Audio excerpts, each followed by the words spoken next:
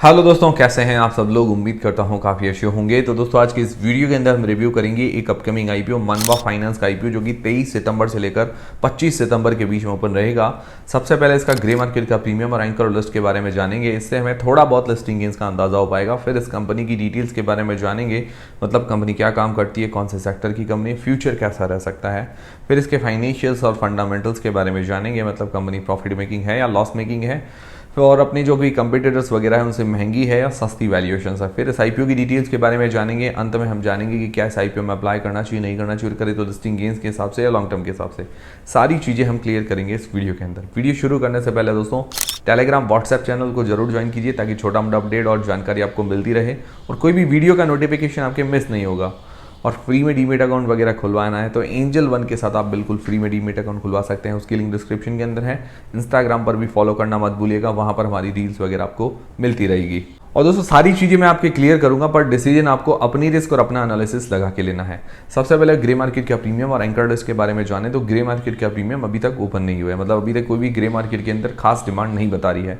उसका रीज़न ये भी है कि अभी रिसेंटली बजाज हाउसिंग फाइनेंस का आईपीओ, पीएनजी ज्वेलर्स का आईपीओ और भी काफ़ी सारे आईपीओ एक साथ ओपन थे। उसके अलावा भी 3 रिसेंटली आईपीओ ओपन है, वेस्टर्न, आर्केड और नॉर्दर्न आर्क आईपीओ।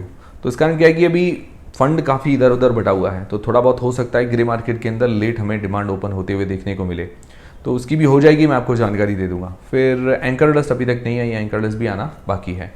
फिर इस कंपनी की डिटेल्स के बारे में जानते हैं, मतलब कंपनी काम क्या करती है। तो कंपनी 1998 मतलब 1998 के अंदर इनकॉर्पोरेट हुई थी। करीब करीब हो गए हैं 26 साल अपने ही सेक्टर के अंदर। तो ये कंपनी एनबीएफसी कंपनी है, मतलब नॉन बैंकिंग फाइनेंशियल कॉर्पोरेशन या कंपनी जिसको आप बोल सकते हैं। मतलब फाइनेंस का काम करती है, बैंक नहीं है पर फाइनेंस मतलब उधार देने का, लोन देने का काम करती है और ब्याज इंटरेस्ट से इसकी कमाई होती है। तो अगर इसका सेक्टर देखिए, स्पेशलाइज सेक्टर है। 2 व्हीलर 3 व्हीलर को जो लोन देती है, मतलब अगर हम गाड़ी वाड़ी लेते हैं तो कोई लोन पे लेता है, किश्तों पे लेते हैं ना, तो उनको लोन देने का।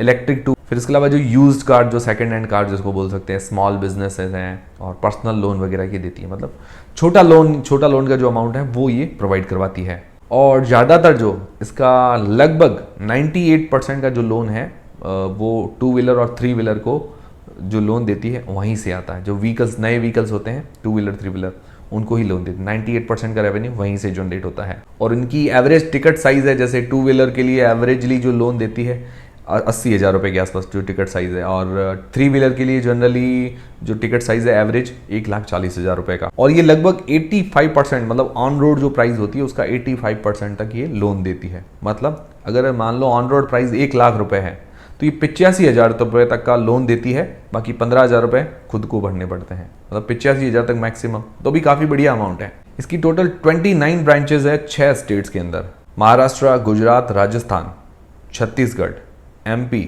और यूपी। तो देखिए ये सेक्टर सदाबहार डिमांडिंग सेक्टर है, बट हाईली कॉम्पिटिटिव बिजनेस है। मतलब बहुत सारे, मैंने आपको बताया, फाइनेंस कंपनी ऑलरेडी काफ़ी ज़्यादा है। इसका सेक्टर थोड़ा हाँ यूनिक है कि भाई 2 व्हीलर 3 व्हीलर के लिए स्पेशलाइज है, वो अलग चीज़ है। फिर फाइनेंशियल्स देखें 2022 से 2024 तक दिए गए हैं।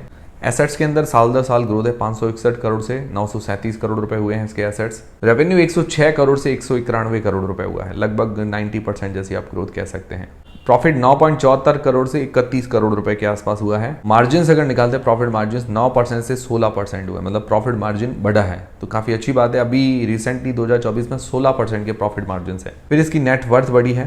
रिजर्व इसके हाथ में 162 करोड़ रुपए के हैं। ऑरेंज उधारी की बात करें 752 करोड़ रुपए की। वैसे जनरली फाइनेंस कंपनीज में ये उधारी वगैरह होती है, क्योंकि कहीं आगे से पैसे लेते हैं फिर आगे देते हैं, तो ये नॉर्मल चीज़ है। फिर ROE 21%, रिटर्न ऑन नेट पर 15% के आसपास। ये अच्छी बात है कि 15% से ऊपर है। और इसका PE 14.39 का और प्राइस टू बुक है 2.25। और अदर्स कंपनी देखें, अदर इसके पीयर कंपटीटर्स वगैरह देखें तो उनका PE अगर देखें तो 8.57 से 18.13 के बीच में निकल कर आता है। मतलब RHP की जो डेट थी उस अनुसार जो इसके पीयर्स की PE बता रहा हूँ, उस हिसाब से देखा जाए तो थोड़ी महंगी वैल्यूएशन है PE वाइज। और प्राइस टू बुक के हिसाब से भी देखें तो अदर्स जो कंपनी है उनका 1.06 से 2.55 तक हाईएस्ट प्राइस टू बुक है, और इसका 2.25 है।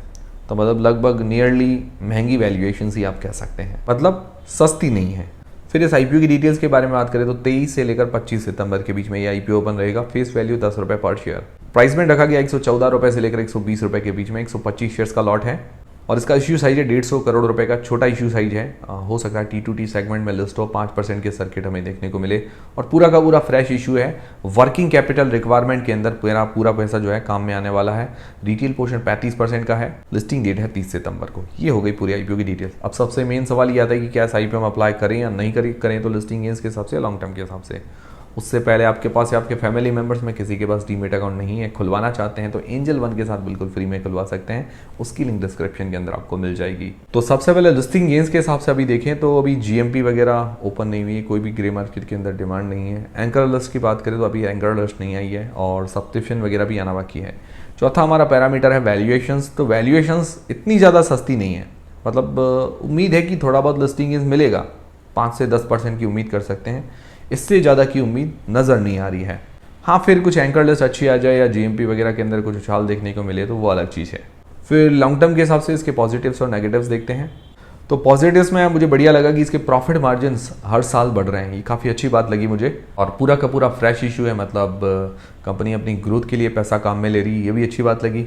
फिर इसके अलावा इसकी ROE, रिटर्न ऑन नेटवर्थ वगैरह बढ़िया है, 15% से ऊपर है। और ये सेक्टर जो है मैंने आपको बताया कि भी डिमांडिंग है पर कंपिटिटिव भी है। नेगेटिव्स में क्या है? नेगेटिव्स में इसकी वैल्यूएशंस थोड़ी सी महंगी है, थोड़ी और सस्ती करते तो बढ़िया रहता। वैल्यूएशंस तो बहुत ही मेन पॉइंट होता है, वो सस्ती होनी चाहिए। बाकी मैंने आपको बताया नेगेटिव्स में सेक्टर थोड़ा कम्पिटिटिव है, तो ऐसे सेक्टर, कम्पिटिटिव सेक्टर में वैल्यूएशंस अच्छी देनी पड़ती है, फाइनेंशियल्स अच्छे रखने पड़ते हैं। वैसे इसके मार्जिन्स वगैरह तो अभी अच्छे हैं, तो वो लगातार अगर बरकरार रखती है तो मुझे लगता है आने वाले टाइम में अच्छी कंपनी साबित हो सकती है। बट ये बरकरार रखना भी एकदम आसान नहीं है। बाकी ठीक है, ये कंपनी इतनी ज़्यादा अट्रैक्टिव भी नहीं कह सकते और इसको अंडर एस्टिमेट भी नहीं कर सकते। तो अभी हमें एंकर लिस्ट का वेट करना चाहिए, सब्सक्रिप्शन जीएमपी वगैरह का वेट करना चाहिए। उसके बाद क्या है कि और ज़्यादा आसानी से डिसीजन क्लियर हो पाएगा। बाकी अभी एक देखा जाए तो नॉट बैड कंपनी आप इसको कह सकते हैं। पर्सनली देखा जाए तो मैं अभी थोड़ा सा इस आईपीओ को देखकर कम इंटरेस्टेड हूँ। आप लोगों को क्या लगा ये आईपीओ के देखकर? आप लोग इंटरेस्टेड हैं या नहीं है मुझे कमेंट करके बता दीजिएगा। और वीडियो जानकारी क्लियर हुई है तो वीडियो को लाइक जरूर करें, चैनल को सब्सक्राइब कर लें। मिलते हैं दोस्तों अगले वीडियो के अंदर।